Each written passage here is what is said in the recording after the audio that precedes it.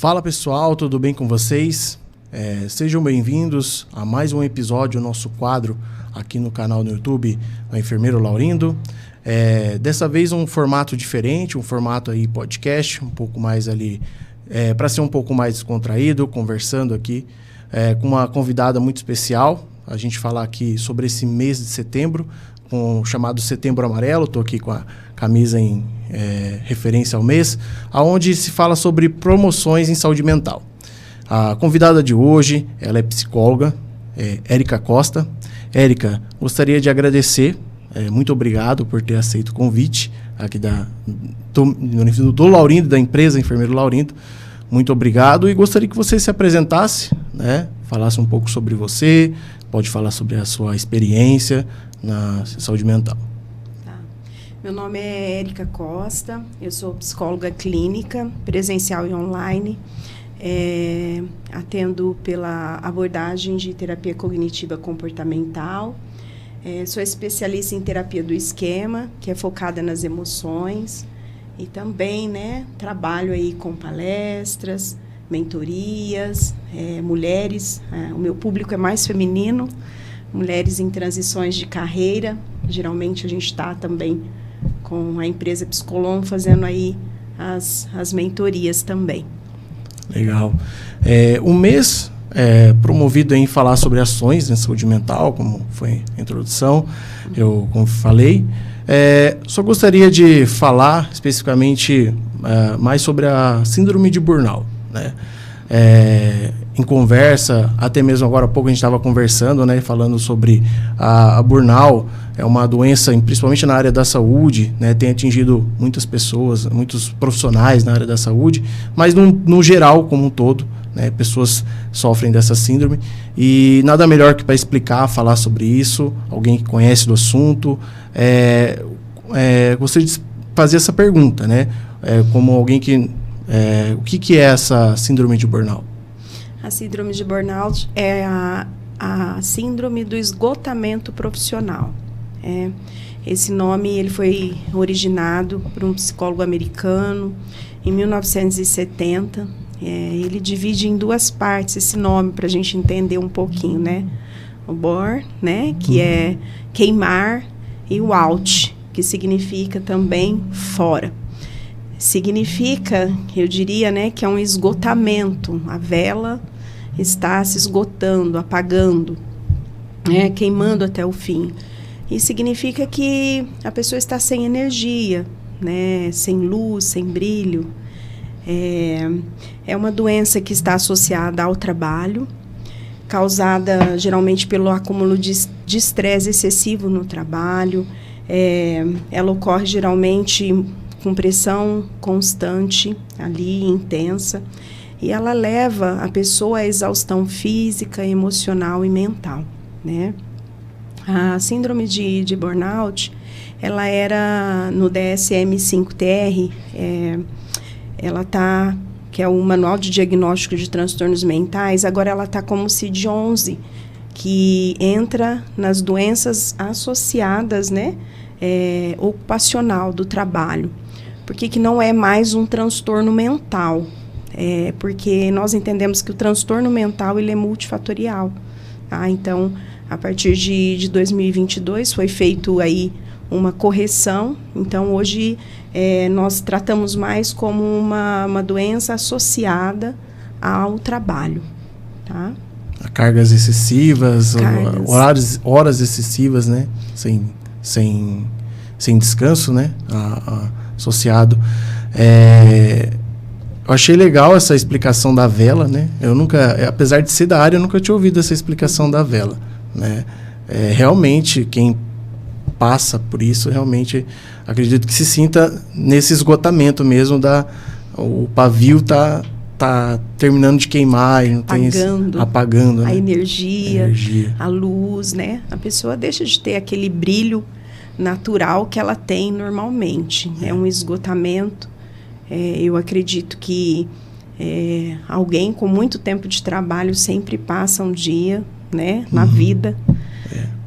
Mas a gente tem alguns índices mais altos, como você vai falar, eu acho que aqui, né? de trabalhadores na área com burnout na área da saúde, realmente, profissionais na área da saúde. Acredito que isso acabou, não sei se aumentando mais, talvez na questão do Covid, né?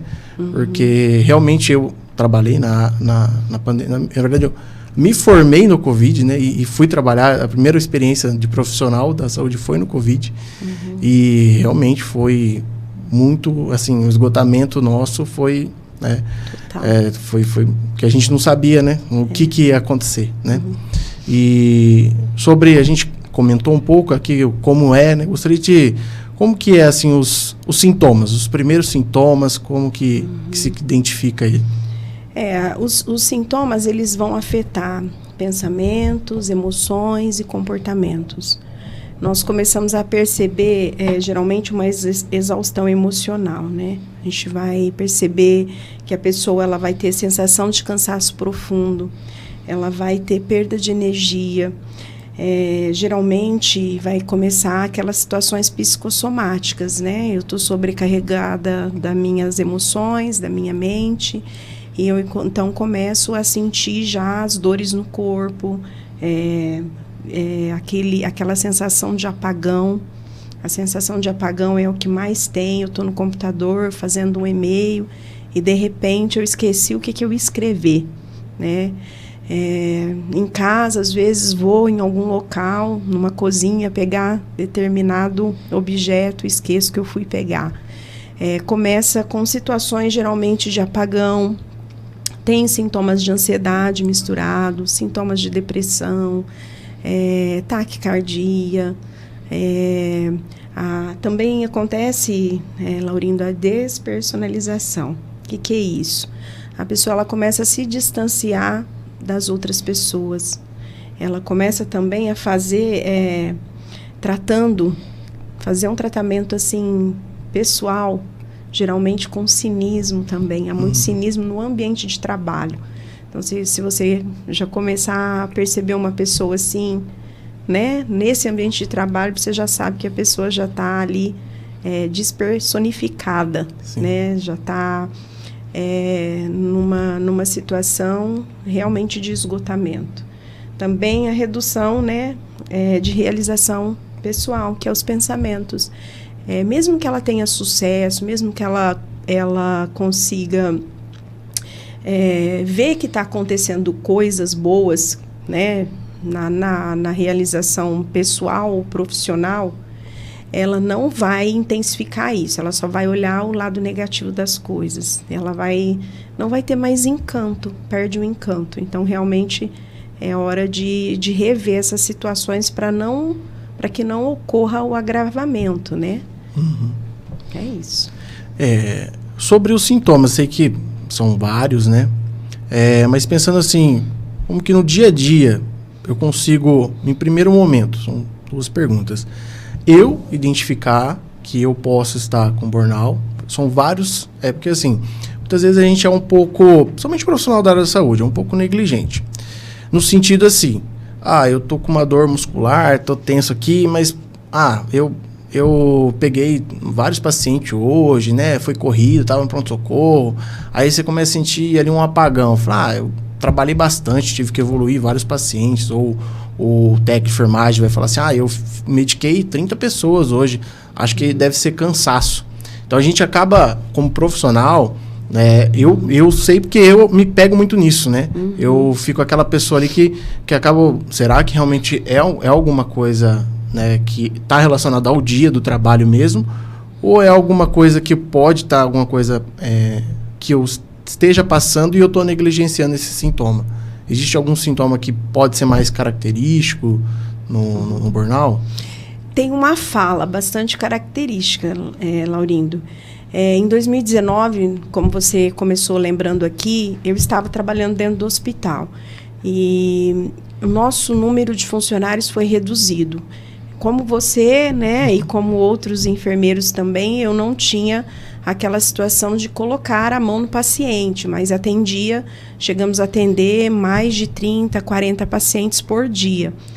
E assim, eu percebia que a minha fala, principalmente, era eu estou cansada o tempo todo. Você dorme cansada, você tem essas dores, como você disse, generalizada. Você tem ela durante o dia, você tem ela durante a noite, você tem ela no período de folga. E aí começa a desenvolver outras falas, né? Sim.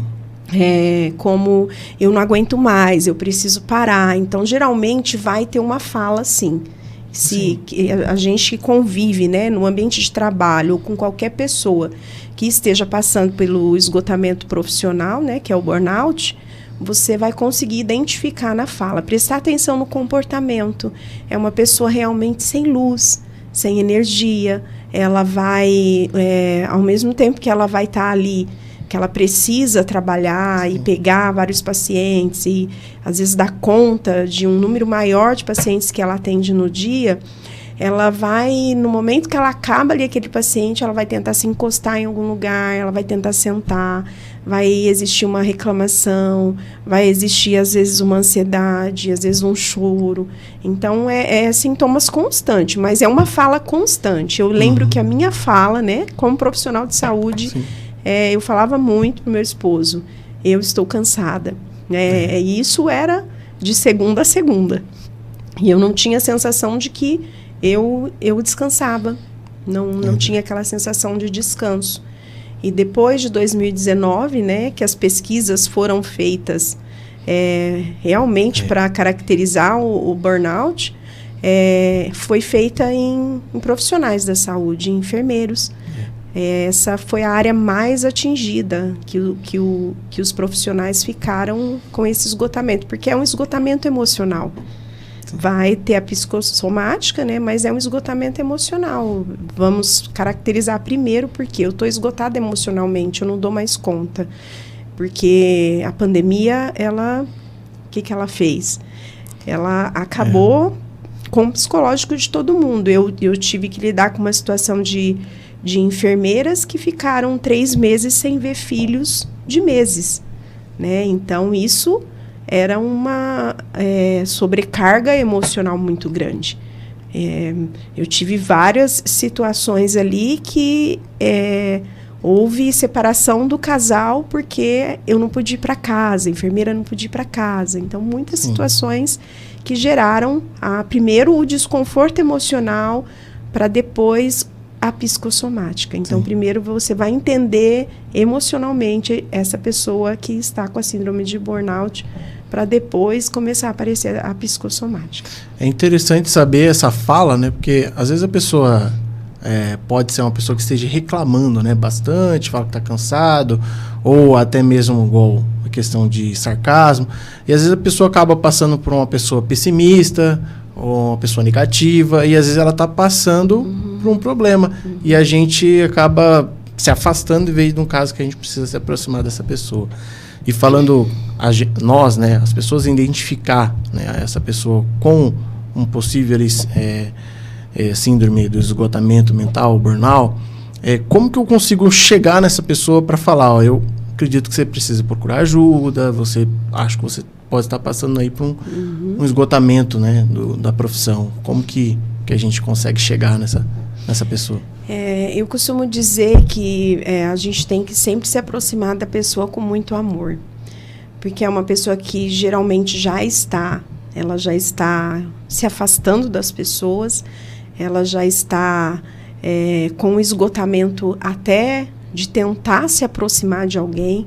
Então, quem conseguir identificar isso é com muito amor, né? Não é com invasão, você ter uma conexão, fazer um vínculo primeiro com a pessoa. Geralmente, vou sugerir algo, levar para tomar um café antes, para poder, né, ou na sua casa, fazer um convite primeiro, para depois você começar a tentar ajudá-la. Mas, assim, a ajuda, quando você consegue identificar, antes que vire um transtorno mental, a gente às vezes consegue, mas geralmente elas já vêm com bastante sequelas, já vêm sequeladas. Eles só vão dar conta mesmo. E, infelizmente, né, a gente como psicóloga, eu falo até para meus pacientes, vocês vêm só para eu apagar o fogo, né? Agora a gente tem que apagar o fogo. Então, a gente tem que ajudar, né? Falar, se conseguir falar, mas a maioria, eu não posso dizer todos, porque eu estaria generalizando, né? Mas eu diria que eles vêm mesmo na hora que já tem sequelas, desmaios. A gente socorreu muitos desmaios no hospital. Muita gente com tremor, muita gente com taquicardia. Eu me lembro de uma vez, dentro da sala de cirurgia, uma enfermeira fazendo um manejo de uma pessoa que estava infartada e não tinha mais jeito, e ela não parava, e ela chorava, e a gente estava tentando tirar ela daquele local. Então, assim, e eu já tinha visto que ela estava assim, já tinha tentado falar várias vezes, você precisa procurar ajuda, você precisa tentar ficar até um pouco afastada, porque a gente via que já estava além do limite, né? E só realmente nessa hora que ela se deu conta de que não dá mais, eu preciso parar. Realmente, nesse caso, já vi também casos, né, os profissionais da saúde, a gente acaba se doando muito, né? A gente acaba... muito sacrifício. Querendo... o paciente acaba... Às vezes, o paciente estão tempos, às vezes, no hospital, que acaba se tornando ali quase parte, porque, às vezes, o enfermeiro trabalha 12 horas, todo dia 12 horas, essa jornada dupla, né? 12 horas num serviço, 12 horas em outro. Então, muitas vezes, o paciente, ele tem mais contato com o paciente do que com a família. Então, acaba criando esse vínculo, né? Sim. E falando, assim, como o nosso intuito também é só esclarecer, falar sobre a doença, a síndrome no geral, mas também evitar, né? O foco aí é evitar com que isso aconteça. Como profissional, seja qualquer área, enfermagem, policial, bombeiro, né, ou qualquer outra área, qualquer outra profissão, como profissional, como que eu consigo fazer alguma ação que eu possa me prevenir aí desse esgotamento? Você já falou aí, a prevenção. Como eu disse para você, a gente só vai na hora que já está pegando fogo, a vela acabou.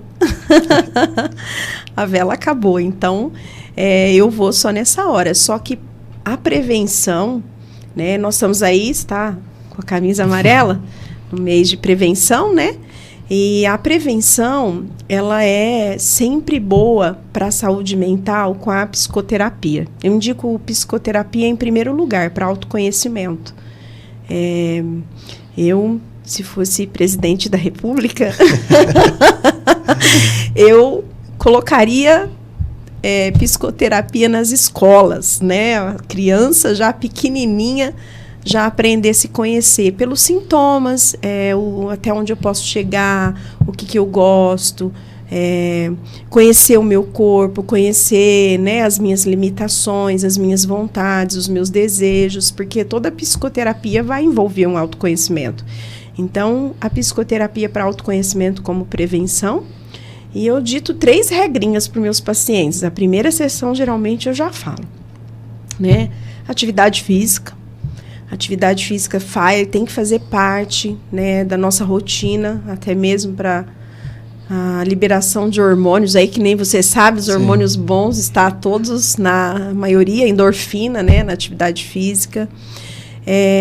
Ter também uma boa alimentação, eu digo uma alimentação como a de um bebê.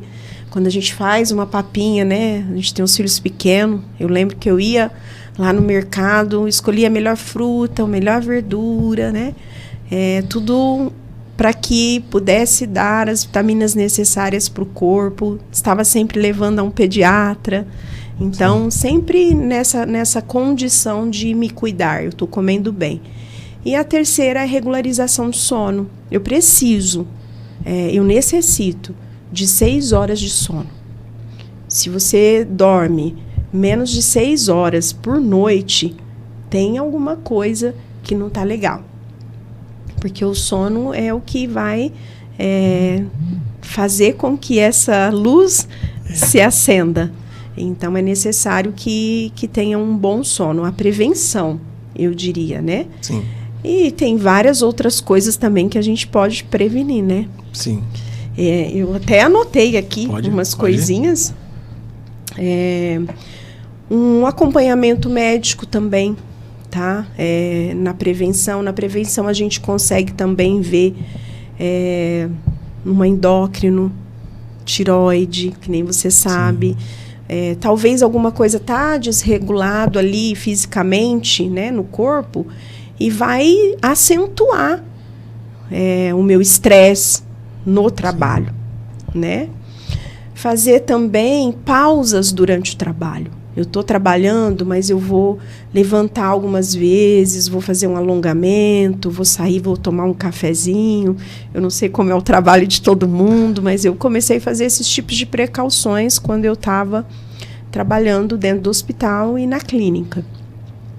E saber separar trabalho com vida pessoal, né? O que a gente mais não sabe fazer, né? É difícil. Muitas vezes. A gente não sabe mais fazer isso, né? Eu tinha um companheiro de trabalho, era bem interessante, eu gostava bastante. Ele chegava, às vezes ele me via assim, na época da pandemia principalmente, ele falava: eu vou te contar uma história. E ele dizia assim, que tinha um rapaz que ele entrava todos os dias para trabalhar. E quando ele entrava, tinha uma árvore na porta do trabalho. E ele passava as mãos numa das folhas dessa árvore e entrava. E ao sair, ele fazia a mesma coisa. Passava as mãos numa das folhas dessa árvore. E as pessoas viam isso todos os dias. Aí, um dia, uma pessoa perguntou: por que você faz isso? Quando você entra e quando você sai do trabalho? Ele falou: porque quando eu entro, eu deixo os meus problemas pessoais para fora. E quando eu saio, eu deixo os meus problemas de trabalho aqui dentro do trabalho, né? Eu sei que é uma historinha lúdica para ilustrar, sim, mas que a gente tem que aprender a fazer, mudar a nossa mentalidade, né? Um mindset, vamos dizer, eu preciso mudar isso. E geralmente as pessoas não estão dispostas a mudar, acostuma com aquela rotina, são resistentes à saúde, tanto física quanto emocional. Agora a gente está vendo um mover muito melhor, né? Eu estou vendo que como psicóloga era um mito, aquele negócio que psicólogo não ganha dinheiro, né? Que é a área que está sendo... Ainda não estou rica, mas é a área que está sendo mais... eu recebo! Mas, assim, é a área que está tendo mais procura depois, né? De um médico, de uma ajuda física, né? O profissional psicólogo. Então, eu estou vendo bastante mudança. Então, eu acredito que eu ensino muito isso para o paciente, o que ele pode fazer para deixar esses problemas lá no trabalho, né? Não levar os problemas de casa para o trabalho. Se prevenir. Prevenir é melhor que remediar. Exatamente. Eu vejo que, na verdade, o tabu, né? Na verdade, está se quebrando bastante, né? Sim. As pessoas de procurarem, né? As pessoas antigamente tinham um receio, né? De procurar ajuda. Pô, se eu vou no psicólogo, o pessoal vai achar que eu tô,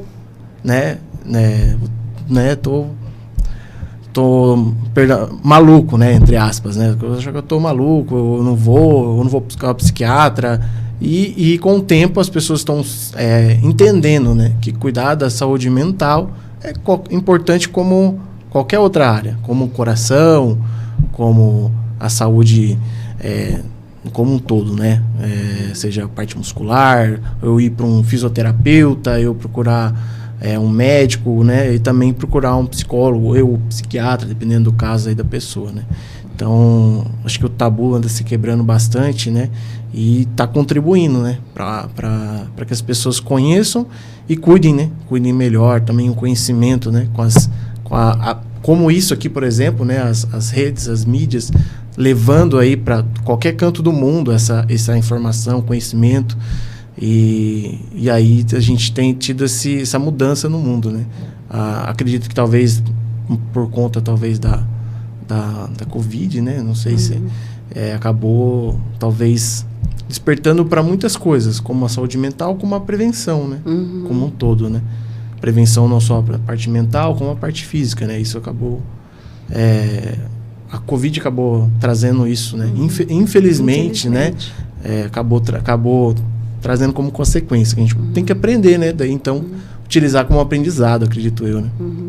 Eu passei por exemplo, passei uma situação, principalmente na época do Covid, né? Que às vezes o profissional tá ali, acredito que não só na área da saúde, mas como outros profissionais, a gente às vezes fica preso à questão financeira.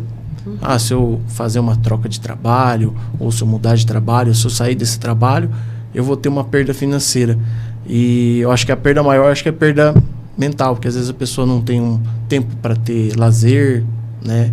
Tempo de sair. Eu fui uma pessoa que fui muito resistente com isso. Não saía, não passeava, não viajava. E aí chegou uma hora que você falou, tá, mas aí vai passar a vida, eu não fiz nada, eu só trabalhei e a gente percebe que no fim a gente não fica rico só trabalhando assim, incansavelmente, e a gente acaba deixando a saúde e piorando a saúde mental nossa, né? Eu acho que eu como profissional da saúde percebo isso porque é algo que eu vivi, né? Vocês têm algo a contribuir sobre isso, que você perceba?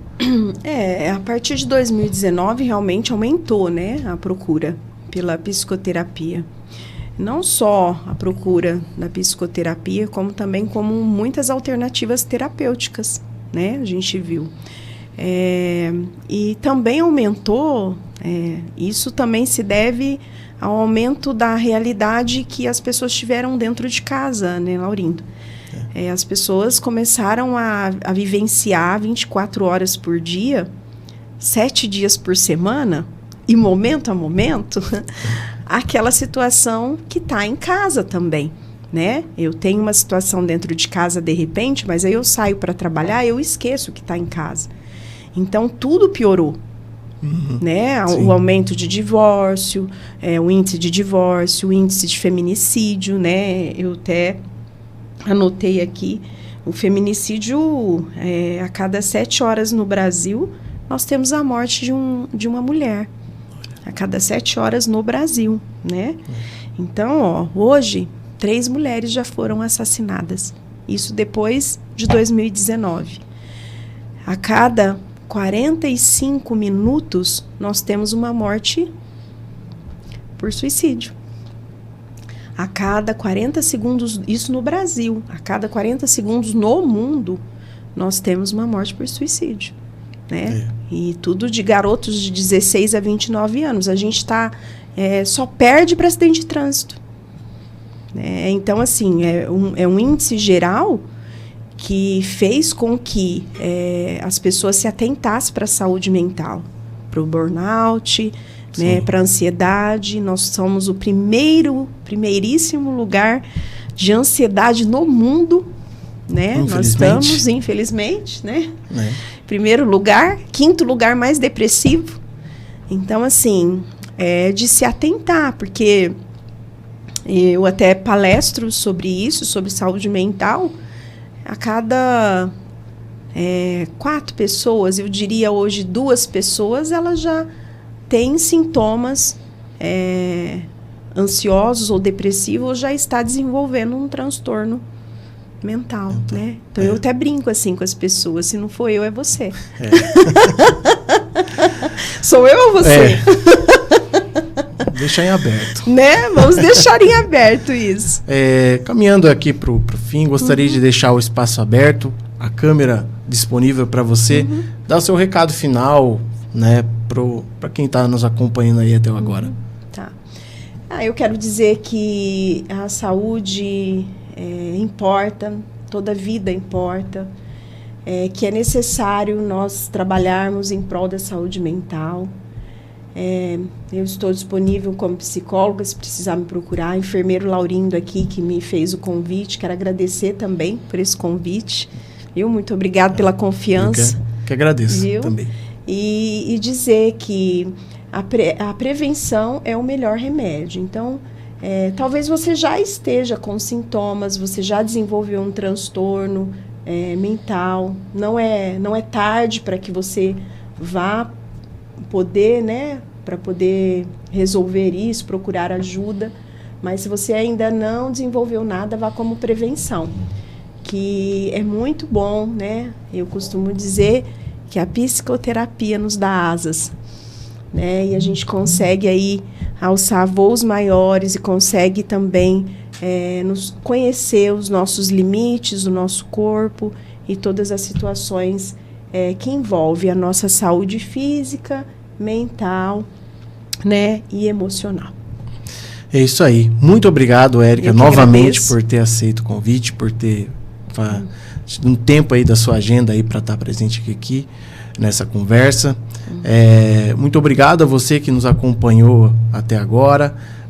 Peço para que você, se você gostou desse conteúdo, que você compartilhe aí ao máximo de pessoas, encaminhe, comente, faça os comentários, qual é o próximo assunto também que você quer ver aqui no canal, você possa comentar ali. Não esqueça de deixar o seu curtir para aumentar aí o engajamento, para o YouTube poder entregar para mais pessoas, beleza? Muito obrigado aí para você que nos acompanhou, novamente muito obrigado, Érica. Agradeço. E até o próximo vídeo.